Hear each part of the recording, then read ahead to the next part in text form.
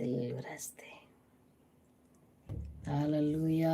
మంచిదే దేవుని పిల్లలారా. మరి ఇంతవరకు కూడా దేవుని సన్నిధిలో చక్కని రీతిలో మనం కొనసాగాం.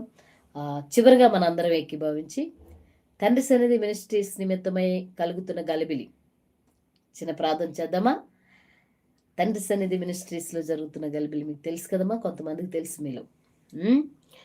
నంద్యాల పాస్టర్ గారు ఆ పిల్లని వంచాడని, గర్భవతిని చేశాడని, ఆ పిల్ల సోషల్ మీడియాకి ఎక్కి చాలా దారుణమైన స్థితిలో ఫైటింగ్ చేస్తూ ఉంది ఆ పిల్ల. మరి అది ఎంతవరకు నిజమో మనకైతే తెలియదు, కానీ వాస్తవాలు ఇంకా బయటకు రాలే. ఇప్పుడు ఏదేమైనా కూడా ఈ సోషల్ మీడియాకి ఆ పిల్ల వచ్చి ఆ సేవకుల మీద నిందలు మోపుతుంది. నిందలు మరి నిజాలు మనకు తెలియదు, పూర్తిగా తెలియదు.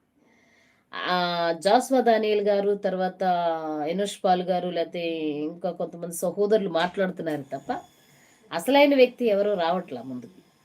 ఆ వ్యక్తి సోషల్ మీడియాకి వచ్చి నేను ఈ తప్పు చేయలేదని చెప్పట్లేదు ఆ మనిషి.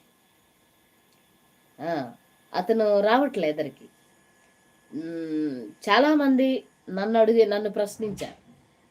నేను మొన్న లైవ్లో ఆ విషయాలు మాట్లాడినప్పుడు, అది కదండి అమ్మగారు, ఆ పిల్ల ఇట్లా మోసపోయింది కాబట్టి పరిస్థితి, ఆ పిల్ల అది సత్యమే కాబట్టి ఆ పిల్ల డైరెక్టర్గా వచ్చి ధైర్యంగా చెప్తుంది, నన్ను ఇట్లా మోసం చేశాడు, నన్ను ఇట్లా నా జీవితం నాశనం చేశాడు, నాకు న్యాయం చేయండి అని. అది నిజమే కాబట్టి అడుగుతుంది. ఆ అమ్మాయిని కొంచెం సపోర్ట్ చేస్తూ వికేఆర్ గారు కూడా సోషల్ మీడియాలో వీడియోలు చేస్తున్నారు.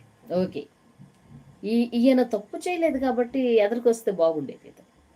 ఒకవేళ చెయ్యకపోతే కనుక సోషల్ మీడియాలో అతను పెద్ద మినిస్ట్రీస్ ఉంది. అయ్యగారు సాలిం అయ్యగారు కూడా కొంచెం సహకారిగా, అంటే ఎంతో ఆదరించే సన్నిహితం కలిగిన, స్నేహం కలిగిన మంచి పరిచర్య